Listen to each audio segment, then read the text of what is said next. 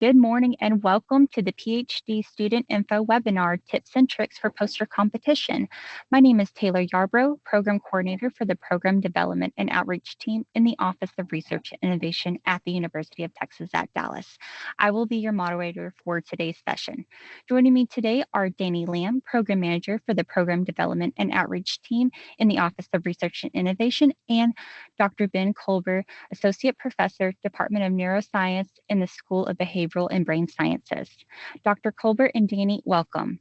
I would like to do a few reminders before we get started. If you are an audience member, please leave your questions in the chat or raise your virtual hand. We will be having a Q&A session after our presenters speak. Now let's go ahead and dive in. We will have Danny Lamb be going first, and she will be going over logistics and information for Research Day's poster competition. Danny, take it away. First up here, I want to welcome everyone. We have in this session everyone from PhD students to undergraduate students. So again, I want to say welcome. The Office of Research and Innovation puts on an annual PhD poster competition.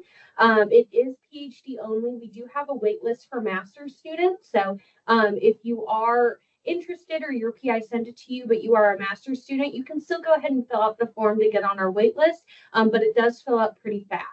If you are not a PhD student or not interested in this specific poster competition at UTD, we totally understand. I would encourage you to stick around because Dr. Colbert, after I go over logistics for this specific competition, is going to talk about poster tips and tricks. And it is vitally important that I think that you hear from him and it is applicable at all levels. But again, first, we're just going to go over the specific logistics for this competition, and I will have time to take questions at the end. So again, we have an annual poster competition here, and I recognize some names that I know you all have participated before. It is put on by our office, the Office of Research and Innovation, and we do give prizes away for first, second, and third place. It is on Wednesday, October 16th this year, and it is in the Student Activity Center. So here's just a couple things about the poster competition. You must be nominated by your PI. So requests for nominations go out to all faculty for the university, just different emails that go out through October 4th. And so you must be nominated or approved by your PI to participate in this. This is because we have so much interest that each PI can only nominate 2 PhD students per year to participate. It is a people's choice competition. So although other competitions, and Dr. Colbert talked a little bit about this, are judged by judges or very specific to the discipline, this is much more broad, open, and the intention is to speak to a public audience. And the intention is to kind of figure out, okay, is this person a technical person or is this person someone I need to talk at a higher level, because both skills are extremely valuable.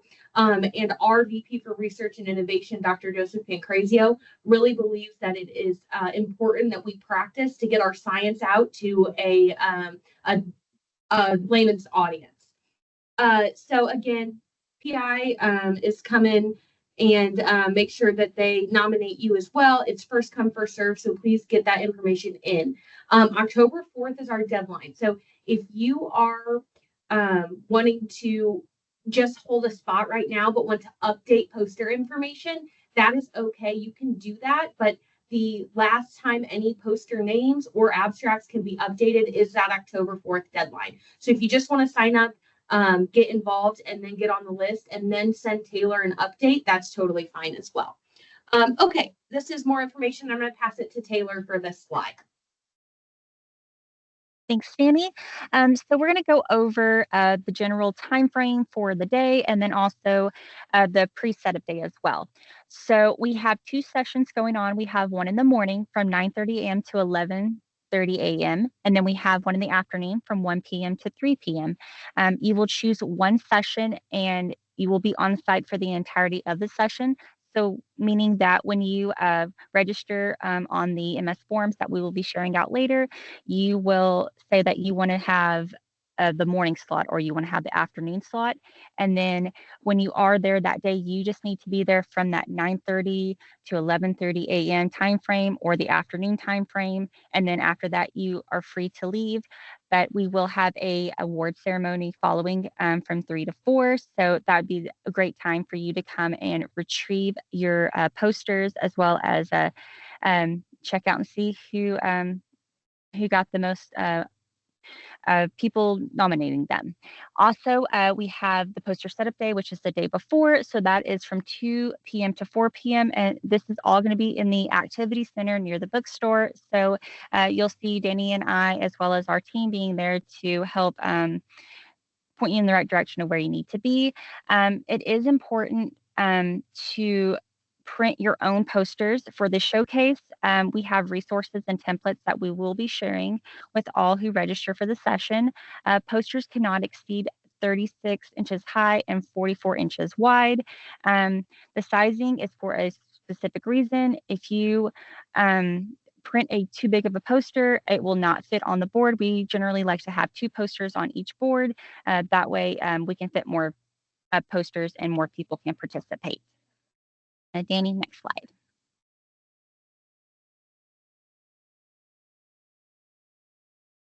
Points that Taylor made. That poster setup from 2 p.m. to 4 p.m. is mandatory. So you must set up your poster the day before. If there's any one-offs where we can work it out with you, but please email us. The reason that is so important is because even if you are participating in the afternoon session, your poster is still up and voting.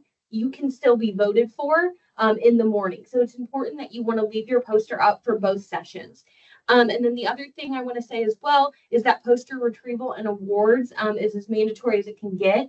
We really want you to be able to take your poster at the end of the day, but also be around in case you are the winner and showcase that as well. So that's vitally important. If you leave your poster and do not pick it up, we will take it back to our office and we will keep it for 1 week. However, you need to reach out to us in order to pick that up. So that's just a reminder. We'll keep it for a week, but you need to go ahead and be active about reaching out. We'd really, really love to know in advance if you cannot pick it up. So I just wanted to throw that out there. Thank you, Taylor. So this is just a little bit more on the voting and kind of going on to Dr. Culver's presentation. But how the voting works is anyone can vote. They'll use their phone. Each of the posters will have a QR code that people can scan, add your poster to their cart. At the end, they will rank the top 3, and that's how we do voting. So again, it is vitally important. Your QR code will be active in the morning and the afternoon session. So beyond having a great presentation, we want you all to invite your friends, invite your lab mates, invite your colleagues, your professors, and make it a really great day. We'll have other activities going on that day as well to encourage students to come in and vote and participate.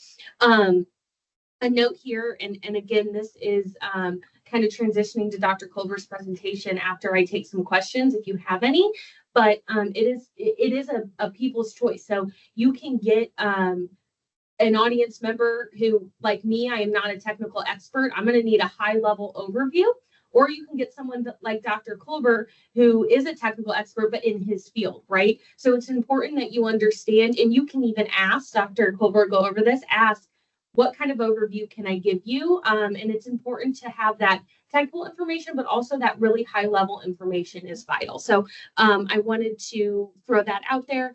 Everyone will get a certificate of participation. This looks really great on your CV. So really important that you can put that on there. And then just please prepare. And Dr. Culver will talk about this as well. Taylor and I are open for questions on logistics, and we'll provide all the information that Dr. Culver shares today for tips and tricks. So if there's any questions about logistics, now would be the time to ask. So if you have any, we'll give it a couple seconds to put any in the chat, or you can feel free to raise your virtual hand and we will call on you as well. So again, any questions? I'm gonna give it about 10 seconds. Oh, yep, go ahead. So you mentioned about your poster sizes and you will be sharing your poster templates and all, but my question is, do we really have to use your own template or can we make our own template and make the posters? Dr. Culver will talk a little bit about different designs that you can do as well, but you can 100% use your own template. The key here is the sizing, and I'll explain a little bit more why. We will have, when the poster is set up, there will be 4 total posters on our big poster board, 2 on each side. And so we have to split that right down the middle. You won't be presenting right next to the other person at the same time. So no need to worry about that. But the poster will remain on the entire time. So it's important that you only take up half of that bigger poster board. So the sizing is key there, not so much the design. You can design it however you'd like. I hope that helps. Any other questions? Yep. Great, excellent, and yep, we will give you a template, but you don't have to use it. Yeah, if you're currently a master's student and that's your designation at this time, go ahead and fill out the master's. But we'll try to make sure you're at the top of that list if you're going into a PhD, and you should be able to put that in the form somewhere as well. All right, any other questions? Feel free to raise your hand or throw them in the chat. Okay, if anyone thinks of any throughout Dr. Culver's presentation, I will take questions at the end as well, but I am going to move on to Dr. Culver. Dr. Culver. Great, thank you so much for the opportunity. To me, this is a really fun seminar, symposium to give, and I think it's can be very, very valuable. I think my experience when I was a graduate student and before that as an undergraduate was basically like I was told by the faculty researcher that I worked with to like, hey, you're presenting a poster, good luck. And I really didn't have any resources to think about and to implement in sort of preparing my poster and ultimately giving my posters. So I'm happy to be here today so that you don't have to be in that same spot of just not knowing anything. Now, with that said, some of you have given probably several posters, and that's great. Maybe you can provide some additional hints and tricks as we go through here, or maybe you'll learn something, and maybe you'll get some new ideas from this presentation. I do want to say, I know this is virtual, and that's always difficult in terms of interaction. I am going to ask you guys questions. You can respond by either raising your hand and unmuting yourself, or just putting it in the chat. That's fine too. But I am going to sort of force you to be engaged a little bit in this. It's not going to be hard. It's not particularly cognitively demanding, this sort of subject, but it is important. And yeah, let's get going. Next slide, please. Great. So I think, the first thing you need to think about is whether it's this poster competition or a conference, symposium, or whatever it is why someone would come to your poster, okay? Because this is going to help you understand, all right, who is my audience? And as we just heard, your audience can be like a huge spectrum of people. We've got folks from all across campus presenting, and you've got folks from all across campus and the community coming to enjoy the posters. And so you got to really think about, okay, why is someone there? So just as some ideas for that, one is that it's possible that someone's interested in a particular method, especially, this often happens at conferences where abstracts are available beforehand. People will do sort of keyword searches and be like, okay, I'm trying to, understand how to drive a car. Oh, and there's someone presenting a poster on how to drive a car. Great, I'm going to come because I specifically want to know that method. And so they may not care at all about your results. Right? You're like so excited to share your hypothesis and the data you've collected, and all they care about is the method. Okay. There might be someone who's a direct competitor and want to see what you're doing. That's unlikely in this case at this sort of internal UTD poster symposium, but that happens in big scientific conferences, and it's something you should be aware of, and we'll talk a little bit how you can sort of deal with that. There might be people that are simply curious about the scientific field. If you're studying disease or some process out in, renewable energy, they're just interested and they want to come and learn about it. So they may not be experts in the field, and that's important that you're sort of playing to their background and interest. They may be a judge. So in this case, we're doing sort of people's choice. So it's a little bit of a different thing where sort of everybody's a judge, but usually at conferences, it's a select group of people that go around judging posters. Sometimes they tell you, sometimes they don't, depending on the conference. So it's something that you should be aware of. And then it might be just someone that's bored and is killing time. You know, they're walking through and they see a bunch of posters and they're like, yeah, I'm going to stop for a poster.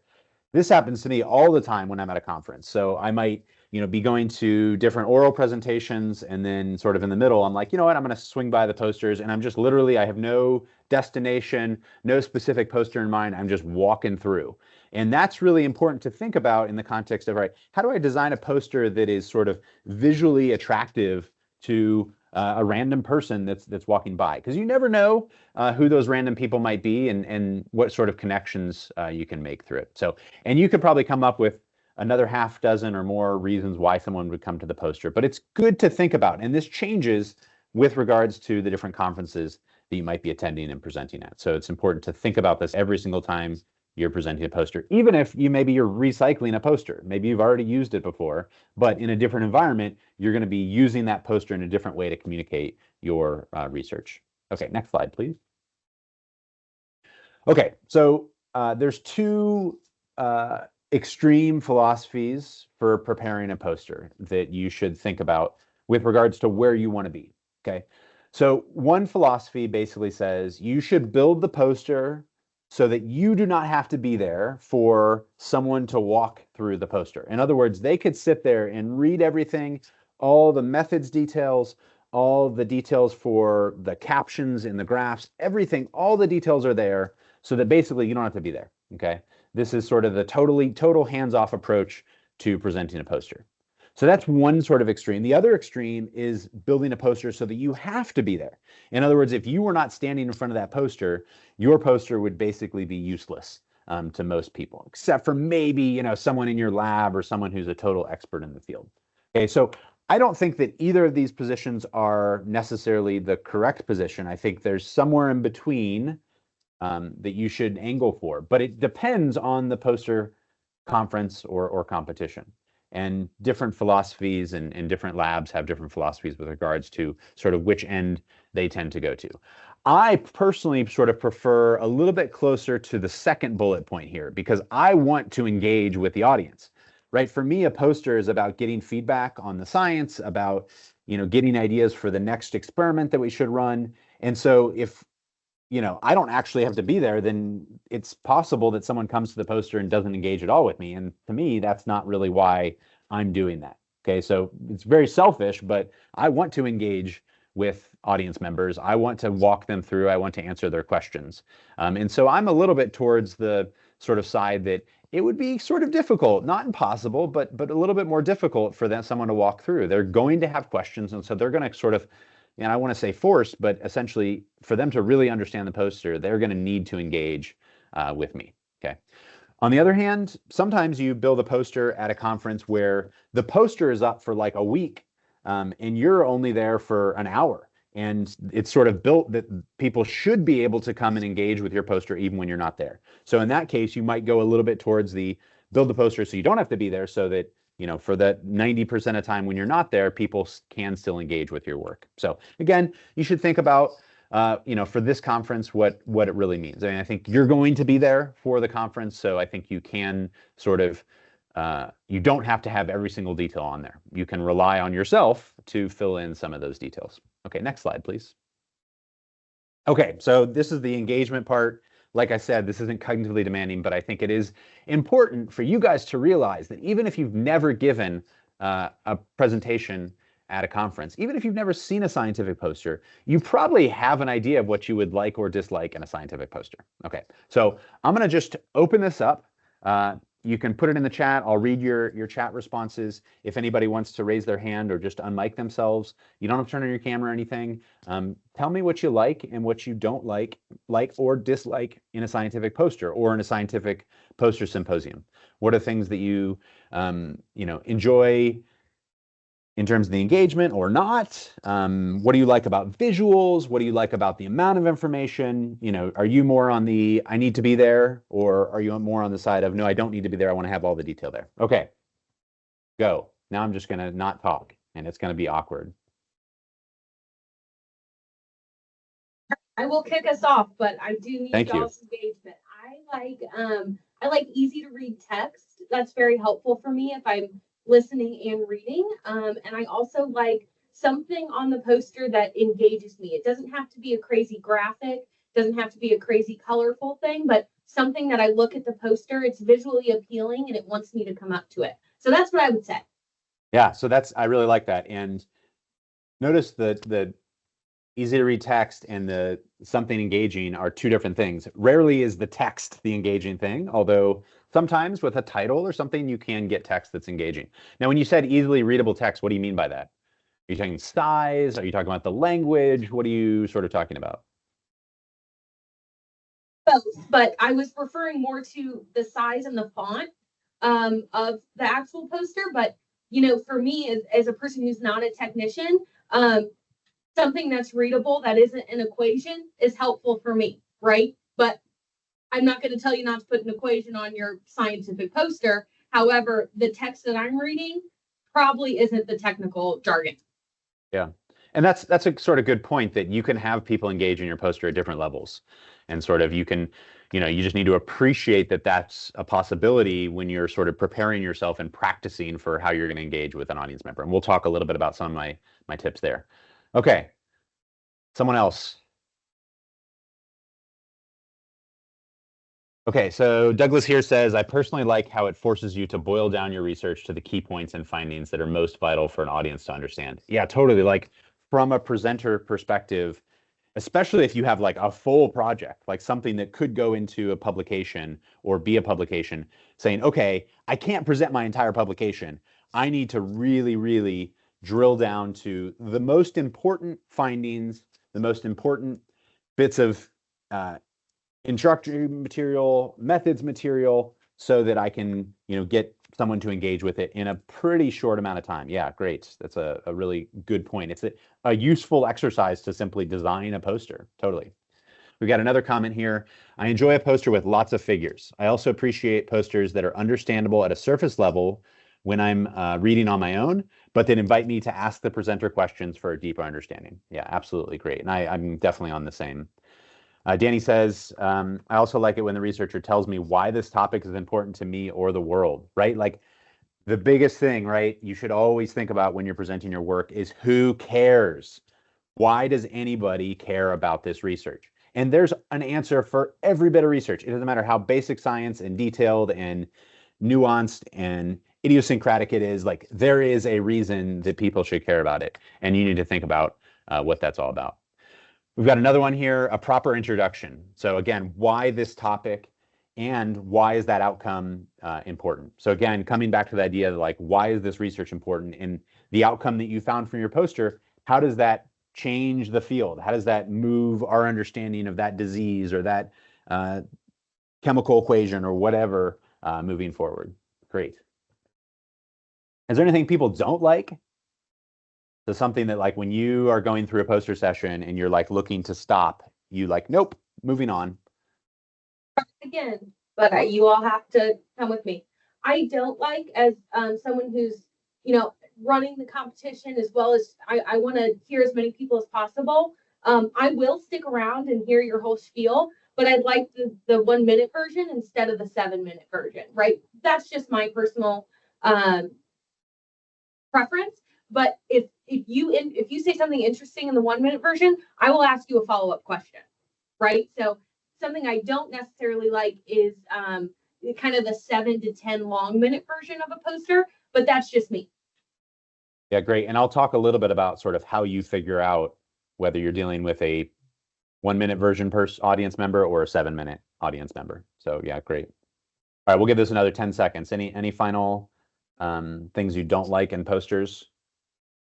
I don't like the poster speeches or presentations when the people talk about too much of stuff that are not related to me when I am going there to ask.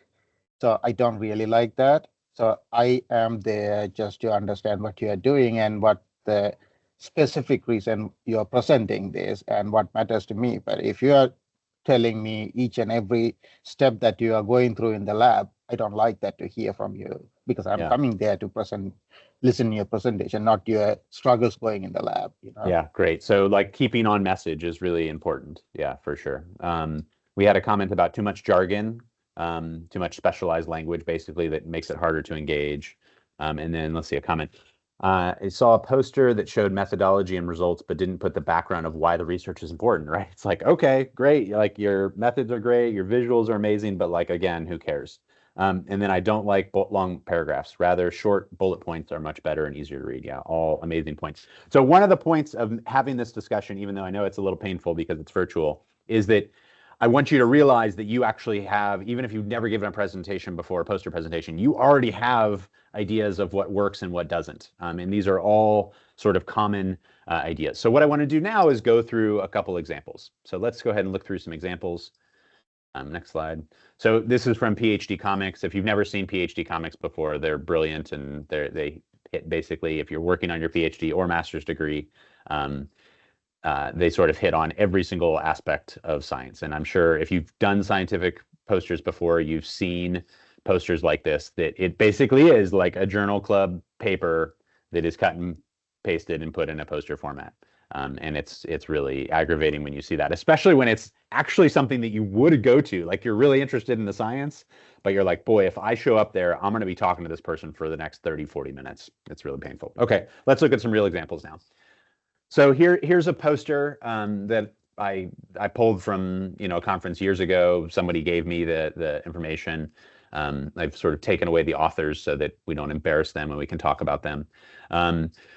And I've already sort of given you the punchline there, but one of the things that's really bad about this poster, and there's several things that are good about this poster, is that the text is written left to right across the entire poster board. So Danny, if you use your cursor, you can sort of like drag your cursor on the introduction all the way across. So you might say, why is this bad? Okay, there's two reasons that I think this is a problem. One is that it's actually really difficult, especially for a long paragraph, to read a sentence having to, like, you're literally like moving 4 feet in space, reading a sentence, right? Because it's going to be so long. And then to go back to the next line and find the next line. So it's very aggravating actually to have to try to read that and like move and move and move. It's just a lot of movement. But the bigger issue I have with this actually, although readability is very important, is that it also blocks anybody else from integrating and interacting with the poster, okay? Instead, if the text and the results are in columns, sort of 3 to 4 columns, actually, as they did with their results, you can see result 1, 2, 3, nice column, 4, 5, next column. What you can do as both a presenter and an audience member is sort of like engage with column 1, then you move over to the left, engage with column 2, columns 3, columns 4, right? So by doing that, you can then allow new people to come in and start engaging with the first column. So it's just, if you want more than one person to ever come to your poster, never write your text left to right across the entire poster board. An exception to that might be the title, right? So you can see here, interleukin-1 beta increases sensory neuron excitability, implications for neuropathic pain. Totally reasonable to have that, across the entire thing. But the introduction, the methods, the summary conclusions, just like bad practice here. Really, really hard to interact with this. So if you just looking at this, is this, do you think, a poster that is more on the, you have to ask questions to engage, or you can get everything from this poster without engaging? What do you guys think?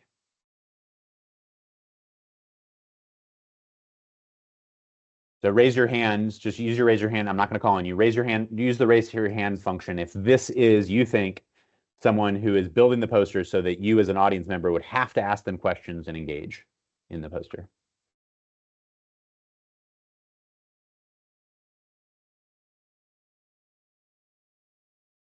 Everybody's like, I'm not raising my hand. There we go, one person, thank you. Okay, 2, nice. 3, okay, all right. I mean, to me, this looks like one that I have to engage with because I'm looking at the results in particular and there's no captions, right? There's no details on the statistics, the number of subjects, a lot of the details are missing here. So in order to get that, I mean, maybe some of those details are up in the introduction and methods, but I bet there's a lot that's actually not here. Okay, let's go to another slide. Okay, so here's another slide. Some issues I have with this one. First, the overall layout is just like gross. Like it's just really, ugh, this is not great. I appreciate that things are big, right? So they've got nice big graphs, although some of the text is a little bit small, but just the way things are laid out is really, really gross. So like you look at like the y-axis on the first graph in the middle where it says effects of lenti-CRH on estrous cyclicity. That y-axis is like offset from the y-axis for the three graphs below it. Like that to me visually is just very like jarring and disruptive. Um, there's obviously lots of text. So someone had said, I really don't like long paragraphs. Like, look at this introduction. Look at these methods. Like, ugh, so difficult to read and just sort of mentally draining, especially if you're at a conference and you've been there for a long time and you're like, really, I don't want to read this. Instead, they could have just taken this, put it into bullet points using, sentence fragments. It doesn't have to be perfect, grammatically correct sentences, and it would have been a lot easier for the audience to gauge with that. The sort of background color, the blue, how there's like different colors of blue, like, oh, so gross, like so jarring. You're just like, why is that? The If you look at the different groups, so there's these sort of black groups and white groups in the graphs. You do have a little figure legend there that says CRH and sham in the second graph from the top, but then it's not repeated and it's not clear if that legend applies to all of the graphs. There's different spacing in between those bars, like there's so much wrong with this. Anybody have any other issues with this? Okay.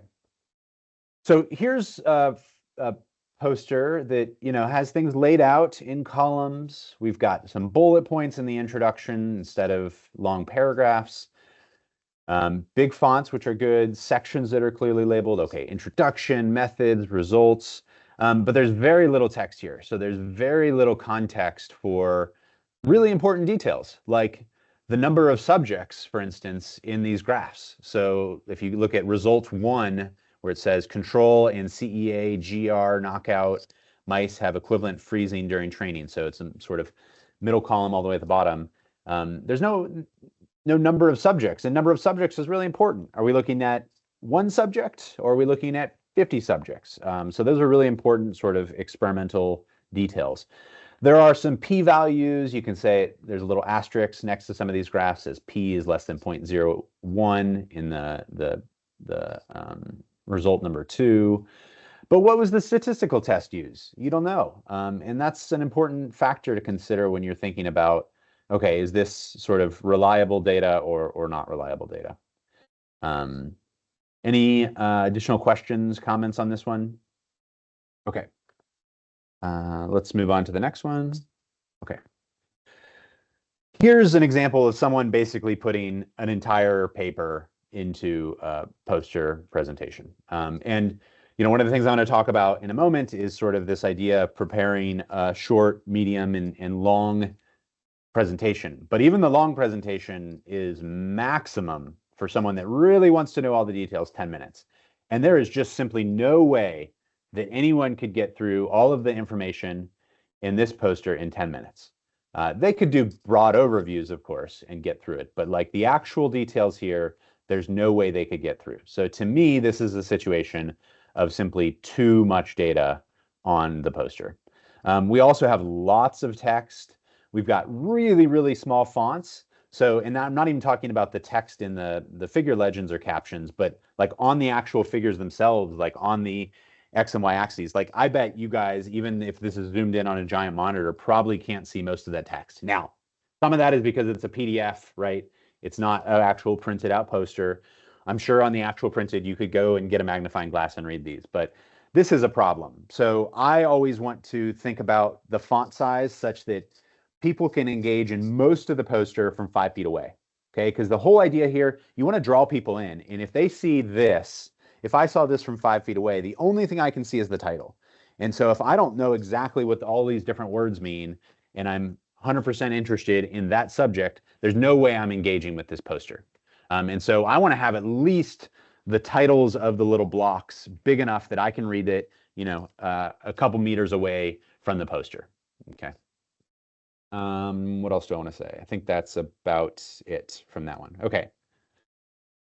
Okay, I want to talk a little bit about poster branding. So we already got a couple of questions about whether we have to use the templates from the Office of Research or if we can use our own templates, and the answer is you can use your own templates. There's lots of UTD templates that are available. If you just Google UTD poster templates, you'll see there's several websites that have various UTD poster templates. We have a lot of templates available on the Spur, so spur.utdallas.edu. I'll put that in the chat. We've got lots of poster templates there.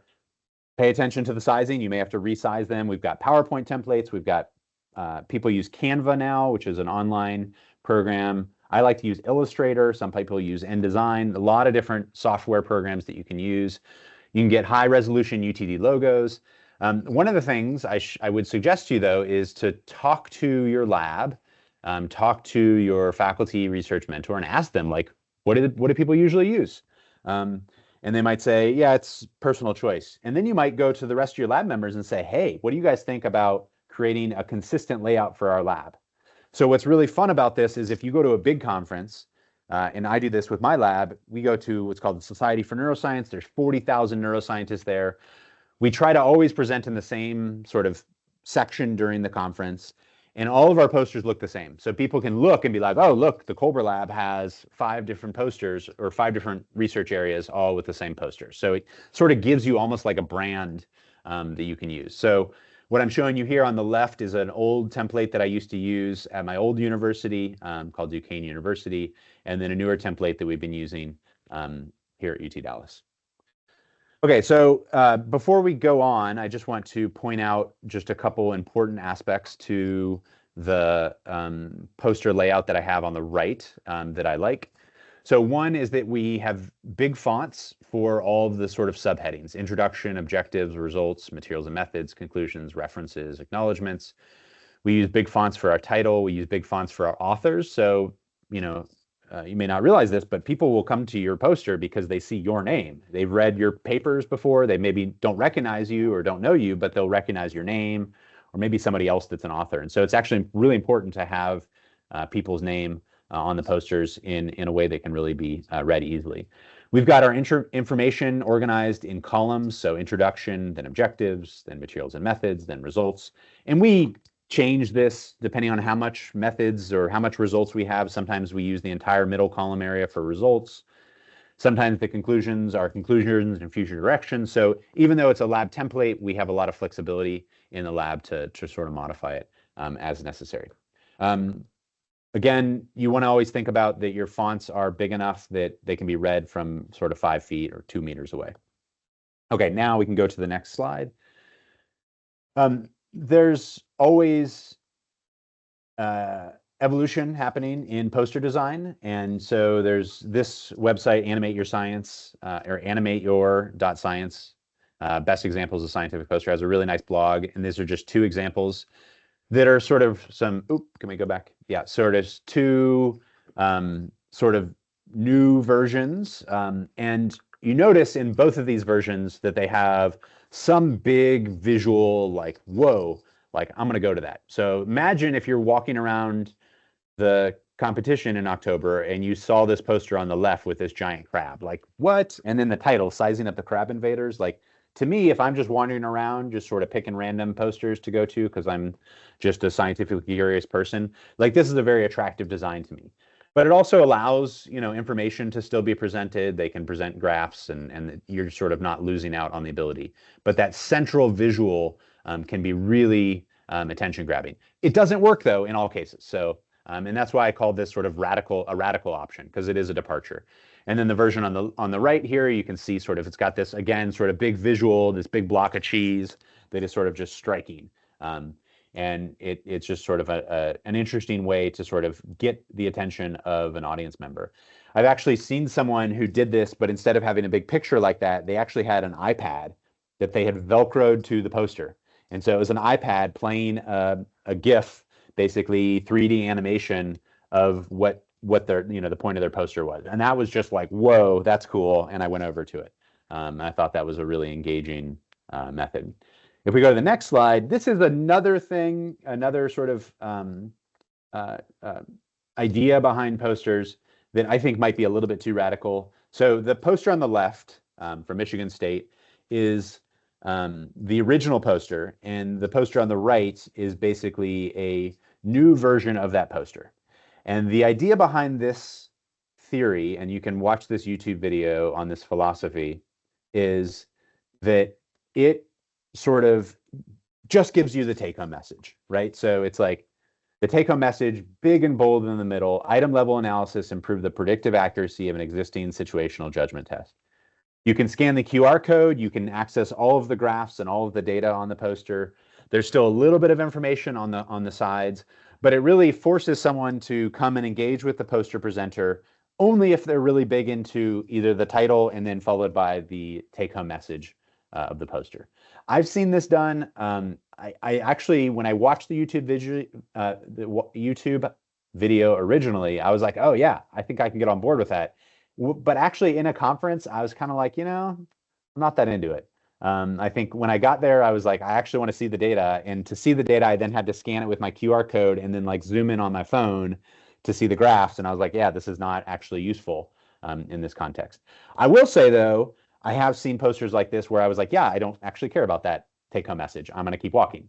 And so while it hasn't really enticed me to do it and it's been sort of frustrating to engage, it has been good to help avoid going to posters. So anyway, pay attention next time you're at a big conference. You'll probably see people doing sort of interesting and a little bit more radical designs to their posters. And think about whether there's something that you're like, yeah, I can get on board with that. Okay, next slide. Just a reminder that for this specific poster competition that we're running, we are voting by QR code. So you don't want to confuse necessary folks or voters, right? If you have a giant QR code in the middle of your poster versus, okay, so this is the one with the information and this is the one to vote. It could get confusing. So I just wanted to throw that out there. And then with this slide, just going back real quick, just don't get too overwhelmed by this. I think the classic poster design is really great and really awesome, especially for some of our folks who've never done a poster before, or it's just their first or second time. Not to discourage this because it is eye-catching and grabbing, but just try not to get too overwhelmed because you still got this if this isn't the route that you want to go. So I just wanted to add that. Dr. Colbert, go ahead. Yeah, for sure. Thanks for that. Yeah, and I'm just sort of showing you what exists and what is available, not necessarily, it's a good point, not saying, you necessarily should do this. Yeah, great point. So I just want to now go through a couple more nuts and bolts of poster presenting that I think are relevant to think about. First is who to choose as an author for the abstract and the poster. You need to think about who you're going to include, the order, and who to include and the order. So one thing I always sort of make a point to say is that including someone on a poster does not necessarily mean you're going to include them on the final publication. So I'm usually much more generous with authors for posters and abstracts than maybe I would be in terms of including someone on an actual publication. And so appreciate that this might be a good opportunity to, include someone that maybe helped you set up your experiments one Saturday morning, but really didn't participate a lot, but that made a substantial impact to the work that you're going to present on the poster. The order. So typically the order is, the first author is the person that's going to be presenting the work. And then the last author is usually sort of the senior member of the laboratory, although some of you may be in fields where that's not the case. So just appreciate that, especially at a conference like this, where you're going to have people from all over, it probably makes the most sense to just include yourself as the lead, the first author, and your faculty mentor is the last. But please talk to them to find out exactly what they think. And then it has this question here, and the formatting got a little bit messed up in making the PDF, so I apologize for that. But it basically says, what should these people approve before you either submit the abstract and the poster? And the answer is everything. Okay, so they should see at least the penultimate or right before the final version of the written abstract and the poster, including, the author list, so that they can say, yep, I endorse this, or no, I don't. And sometimes you'll have people that are like, you know what, I actually don't want to be on that poster. Great, no problem. And then the actual poster itself, you need to make sure people see it and approve of it, because you are, by putting them on their poster, you are putting their stamp of approval on the rigor of the science, on the the layout, the scientific methods, all of that. So it's important that people approve of it. Okay, next slide. Now there may be people that you don't think maybe should be an author, but could be acknowledged. Okay, so this is where you might put other people that helped out, but maybe didn't make it on the author list. So this is an important part of the poster. It's really important that you put funding. So ask your PIs, your faculty research mentors, for their grant numbers, or anybody, any other fellowship or foundation that supported your work. Make sure that's included. Oftentimes it's required of those funders. And so even for a conference like this, do not list the authors. A lot of people will like sort of add another acknowledgement for the authors. No, they've already been acknowledged. They are authors. Okay. If you want to have a generic, like I thank everybody in the lab for helping me, that's lovely. Okay, next. A little bit about figure design. Couple things. One is use symbols and different lines to identify groups. Don't use hashes on bars. So this image in the middle is a little bit small to see, but there's a bunch of gray hashes. And sometimes when people put hashes on a figure, it actually looks like the image is moving. It's a common trick in creating visual illusions. You don't want that to happen on your poster. I always remind people to avoid red-green combinations. I just spent Friday last week with my brother, and we went to a climbing gym, and my brother is red-green colorblind, and the climbing holds in a climbing gym often are red and green, and he like couldn't tell the difference. And it just reinforced the idea that people that are, have trouble seeing between red and green, and this is about 7 to 10% of XY or male individuals can't see common red-green combinations. So just as an example, the image on the right, you can see a red-green, maybe if you are red-green colorblind, you can't see it and it just looks uniform. But on the right, there's a green and magenta version, which everybody should be able to see. Okay.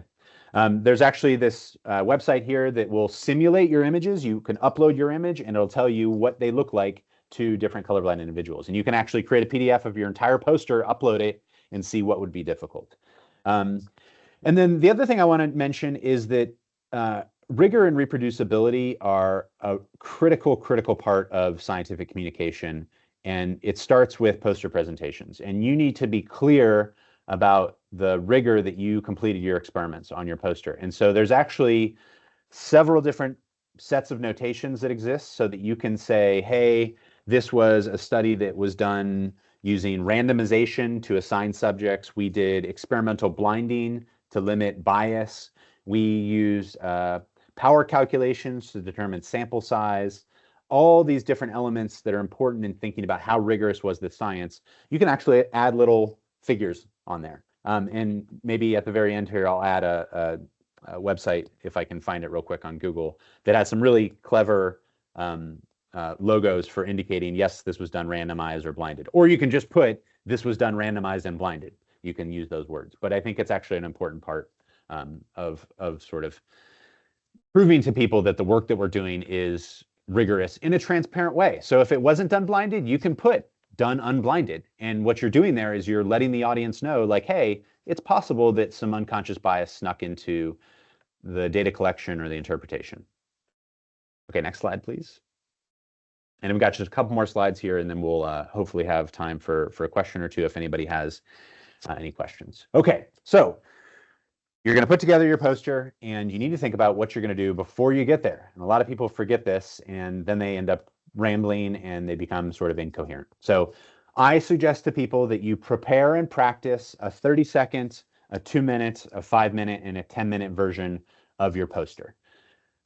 You should then practice for your lab and then practice for someone random. And by someone random, someone who doesn't know your field very well. So, maybe that might be a friend that you hang out with, a partner, or even a lab next door that doesn't do the same sort of science that you do. Okay, so that way you'll have the ability to practice to sort of an expert and practice to someone who is not an expert in any way, shape, or form. Okay. You're going to carefully edit your poster, and for this, one thing that you cannot print your poster without doing is using the select all function in PowerPoint, Illustrator, InDesign. So you're going to basically use select all, and it's going to show you a bunch of random dots that are spread outside of your printable area or between graphs. And it's what happens is like you're like going through and creating visuals and you just accidentally click somewhere, or you click the text, add text box too many times. And so there's a thing that says text and you can't see it. It's really small until you print it, and then it's in the middle of your poster. So be very careful with that. Run spell check. I actually will print out the full size poster and tape it to the wall to make sure that I didn't miss any errors. Okay, and then during your presentation, next slide, you're going to first introduce yourself, but not be intrusive. So let me just give you an example. I'm going to pretend like you're standing in front of my poster and you've, sort of engaged. Okay, so I say, hello, my name is Ben Kolber. I'm from the University of Texas at Dallas. I put out my hand to shake their hand. If you're not comfortable with handshakes, that's fine. But still, I introduce my first and last name. Those are really important. Don't just use your first name. Use your first and your last name. Introduce yourself. That will then get them to introduce themselves. Or not. Sometimes, we're scientists. Sometimes we can be a little bit weird and awkward and they don't introduce themselves. That's fine. Okay. And then what I say is, after they introduce themselves, I say, please let me know if you would like me to go through the poster or if you have any questions. And at that point, they will say, great, I will let you know. And then I let them go through the poster. Or they'll say, yes, I would love for you to go through the poster with me. If they engage, okay, in other words, if they want me to walk them through the poster, I ask their background. I say, oh, great, I'm super excited to go through this with you. What's your background? Are you into this scientific field? Like, where are you with this? And that way I can figure out, is this, just sort of a lay person coming up, or is this a scientific expert? You got to be careful, like pay attention to their name tag, think back in your memory to all the papers you've read. It's always a little bit embarrassing when you ask someone, are you familiar with this area? And they're the person that discovered that original finding. Okay, so, sometimes you look a little stupid, but I'm always happier when I know their background and I can talk to their level than if I don't, right? Then ask them if they want the 30-second, the 2-minute, the 5-minute, the 10-minute version. People are always like, how do I know? Just ask them. It's so easy. I say, great. Do you want the 30-second version, 2-minute version, or 10-minute version? And they will say, 30-second would be lovely, thank you. And then I give them the 30-second version or the minute or whatever you practice, okay? But you need a really, really quick version, a sort of medium range version, and then sometimes you'll have an expert, someone who's in your field who's like, I want all the detail. I'm working on the same project, on the same question, I need it all. And then I say respect their choice, okay? So if they say 1 minute, don't keep talking. Now, you might say, how do I make sure that I stay to 1 minute? It's because if you go back a slide, you've prepared the 30-second, 2-minute, 5-minute, 10-minute versions. You've already got that. You're not trying to do it on the spot. Because if you try to do it on the spot, you're not going to be able to, and you are not going to respect their choice, and they're going to be pissed, okay? Next slide. Okay, finally, a couple things. Be enthusiastic and excited about your work. You've practiced this now several times. You're probably bored, but don't. Be excited. Be enthusiastic. If you're excited, especially about the big implications, about the details, they're going to be excited too. I always like to write down the name and institution of the people that are coming up. So everybody's got a name tag usually. You can look down at their name tag, or if they introduce themselves, you can write that down. That's always good to think about. Maybe that's someone, if you're going to submit a paper later, you could send it to them as a reviewer. Or if you're worried that they might be a competitor, you can write down their name and go talk to your PI and say, hey, how worried are we? And then the last thing I want to talk about is what if people join halfway through? My pet peeve is I walk up to a poster and the poster presenter is already going through it and they totally ignore me. It doesn't mean that you have to start over, but it's good to just say, hey, welcome, please join us. We're halfway through the poster. I can answer any questions you have about the beginning once I finish. Just like 10 seconds, and then they'll feel like, okay, I'm engaged. And maybe they ignore you and they just work on the beginning of the poster, or maybe they try to jump right in. Okay. All right, last slide here. I'm not going to necessarily go through it. It's just saying, should you have printouts of your poster? This is something you should talk to your PI with. Should you have business cards? Not at this symposium, but at professional symposiums, it's not a bad idea. You might be looking for jobs. Should you have copies of your CV or resume? Again, if you're looking for jobs, it's not a bad idea. And then I always tell people to dress professionally for their posters. You want people to judge your science and your research not necessarily the way you look.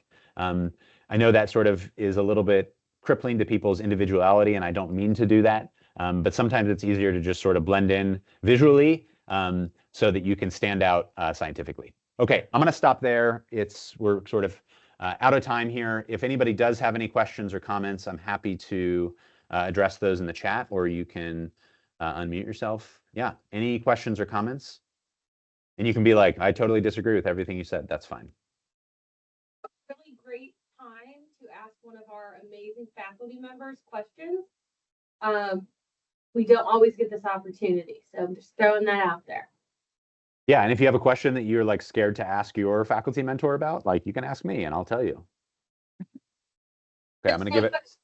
Yeah, go ahead, Dr. Colbert. Oh, I was just going to say, I'm going to give it another 20 seconds while I find this, these rigor icons that you guys can use for your posters. But I'm going to give it 30 seconds waiting for a question from you guys. It's okay if you don't have. Okay, cool. So this website here is a great place if you're looking for icons. I'm just going to share my screen real quick. Yeah, so they've got these nice logos to indicate blinding, masking, randomization, sample size. If you've excluded included data, is it an exploratory experiment? Is the data available in a public repository, data accessibility? So anyway, just think about ways that you can show people that you're doing science at the most rigorous level or not. Again, it's okay. Like sometimes you're presenting pilot data and there might be data with bias, whatever. That's okay. Just be honest about it, right? So that people can know, like, okay, is this a study that I'm gonna expect out in the literature next week, and that I should be trying to replicate, or no, yeah, this is a little bit early. Maybe I'll hold off on it. Okay, I'm gonna end there. Yeah, I'll go and do that. Audience members, thank you for joining us today. If you were nominated by your PI to attend this session, please fill out the poster competition Microsoft form that can be found in the chat or the original email forwarded to you. Thank you all for attending. Have a great afternoon.